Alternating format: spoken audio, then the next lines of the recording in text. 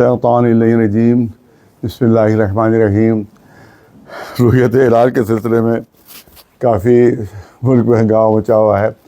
اور یہ مشہور کیا جا رہا ہے کہ آیت العظمہ سید علی سیستانی مدظ اللہ کا کوئی فتویٰ آیا ہے کہ ہندوستان میں عید ہے، تو ایسا کوئی فتویٰ ان کا نہیں ہے، اور یہ بالکل غلط مشہور کیا جا رہا ہے۔ اور ان کا جو فتویٰ آیا ہے، فتویٰ بھی نہیں ہے بلکہ ان کا اعلان ہے خالی، اور اس میں اعلان ان کا یہ ہے عربی میں، جس پہ انہوں نے فرمایا ہے کہ صرف عراق اور منطقہ عراق میں جو ہے عید ثابت ہے، اس کے علاوہ کسی اور ملک کا کوئی نام انہوں نے اپنے اعلان میں نہیں دیا، فتویٰ نہیں ہے، اعلان میں نہیں دیا ہے۔ لیکن یہاں کچھ حضرات جو اپنے کو وکیل بتاتے ہیں، انہی نے کہا کہ صاحب وہ جو ہے میری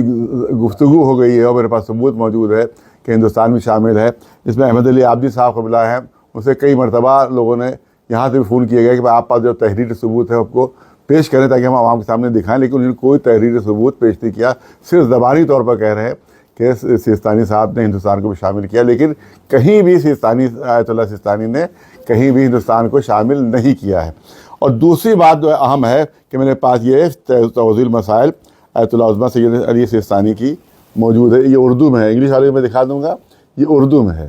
اس کا صفحہ ہے صفحہ نمبر 257، صفحہ نمبر 257، صفحہ نمبر 257۔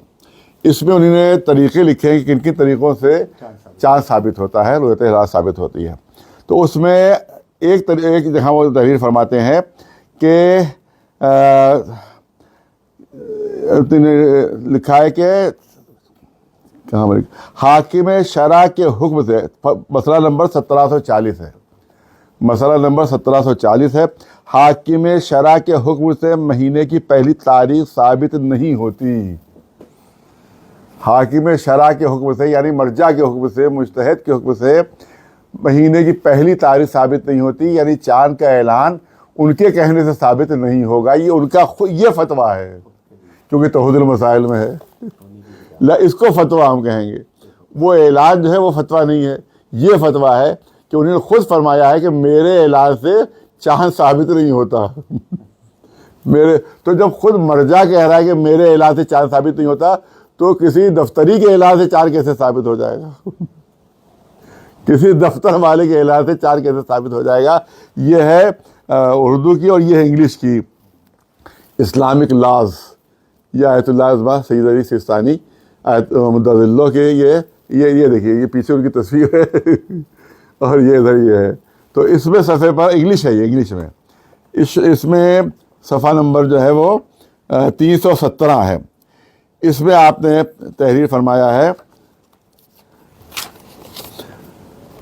316 ہے، صفحہ نمبر 316 ہے، The first day of any month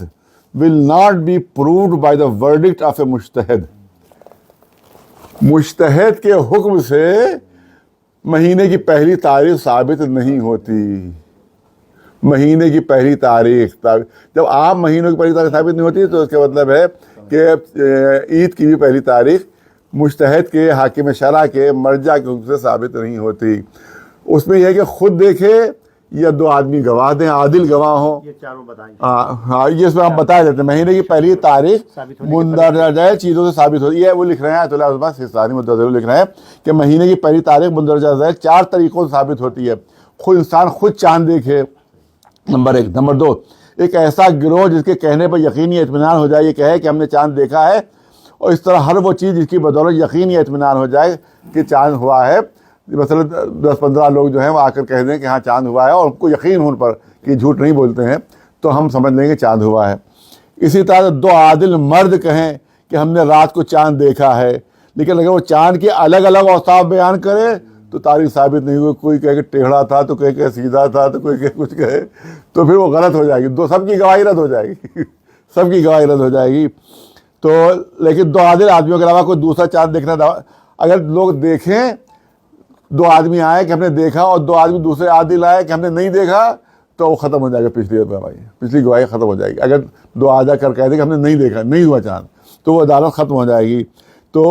اس کا ایسے ہے کہ 2 عادل گواہی سے بھی مہینے کی پہلی تاریخ ثابت نہیں ہوگی اگر اس کے مخالف گواہ بھی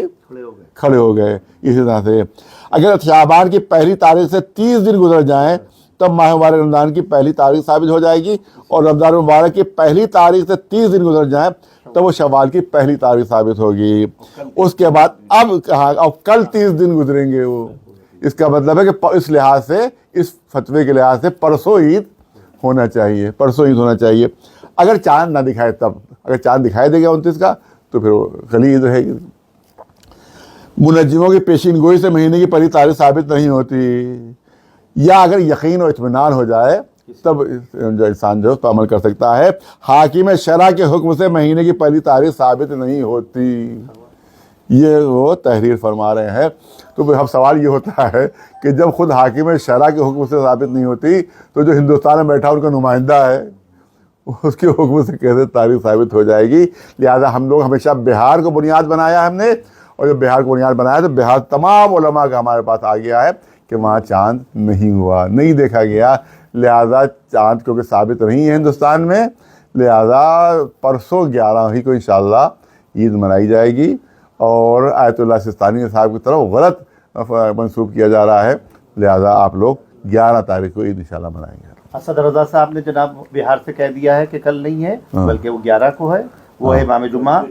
وہاں کے، اور اسی صورت سے جھارکھنڈ سے بھی انکار ہوا۔ دیکھیے کارگل کا مسئلہ یہ ہے کہ اس سے پہلے بھی ایک ایرانی وفد وہاں گیا تھا، کیونکہ ہمیشہ وہاں 29 کا چاند زیادہ تر لوگ دیکھ لیتے ہیں، تو جب وہاں گیا وفد تو معلوم ہوا کہ وہاں ایک خاندان ہے، اسپیشل خاندان ہے، اور اسی کے لوگ صرف چاند دیکھ پاتے ہیں، اور ان کا عقیدہ یہ ہے کہ ان کے علاوہ کوئی چاند دیکھ ہی نہیں سکتا، لہٰذا وہ کہہ دیتے چاند ہو گیا تو سب مان لیتے ہیں،